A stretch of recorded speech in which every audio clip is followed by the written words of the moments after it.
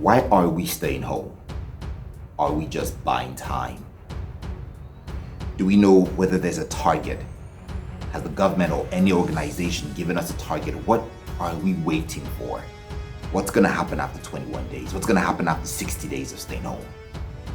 For the first time in our lives, we know no knowledge about our destination or what we're seeking to achieve. If you ever go on a trip with a kid, the question he's going to ask you all the time, a million times, is, are we there yet?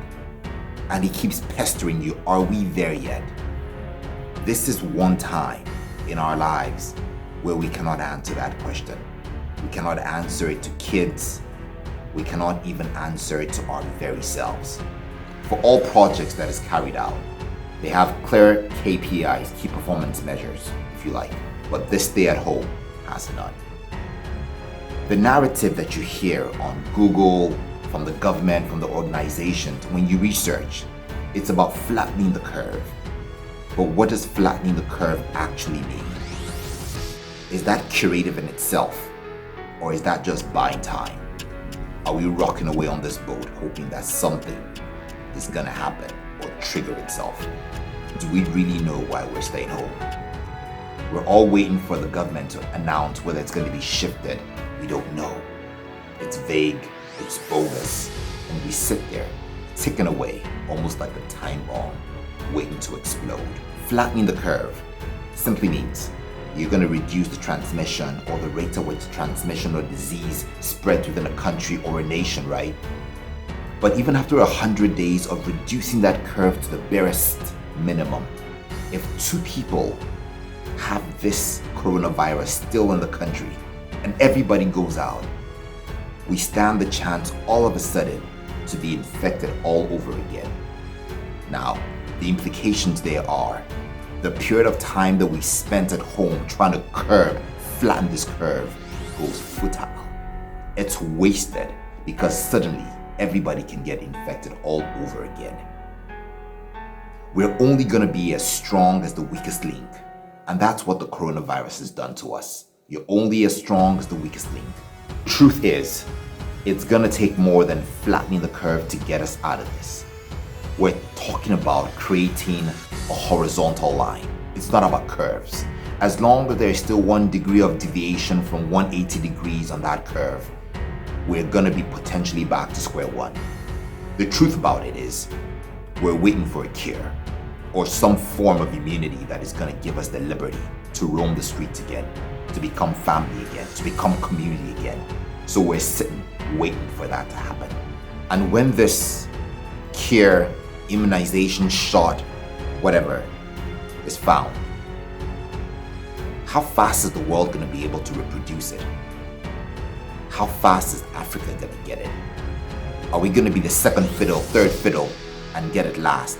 I'm not talking about the tests and the immunizations and the vaccinations that people have been talking about testing in Africa. I'm talking about the real stuff. Once it's done and it's ready, how fast is Africa gonna get it? Is it gonna, first of all, go to Europe, Americas, and then we play second in line? Already we see what's happening with masks, right?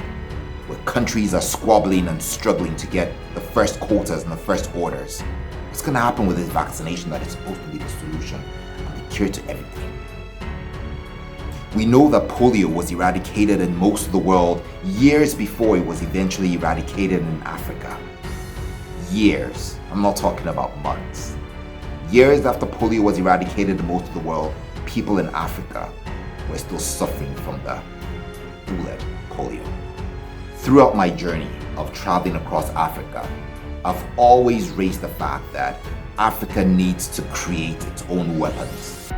We cannot win at the systems and at the mercies of a global factor or a global community that always puts you second race, second fiddle.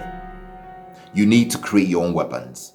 And at the state at which we are, I wonder, how involved is Africa in all of the finding of the cure, of the immunity, of the vaccination? Are we sitting ducks, just waiting to be spoon-fed and given this through national programs that we roll out across our communities, that eventually keep us captive to economic vices, from the West, from the globe. You can't take and not give back. You cannot receive and not give back. So how involved is Africa? What are our scientists and researchers doing? Are we just deploying learnings that we find in a playbook from global?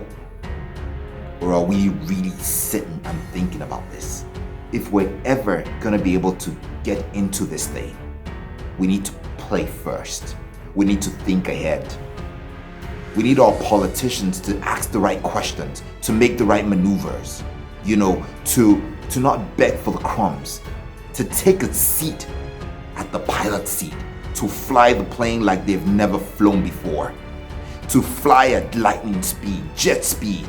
And that's the only thing that is gonna break us out and give us an advantage in all of this. But my worry, we're sitting again. We're sitting like we have always sat, waiting.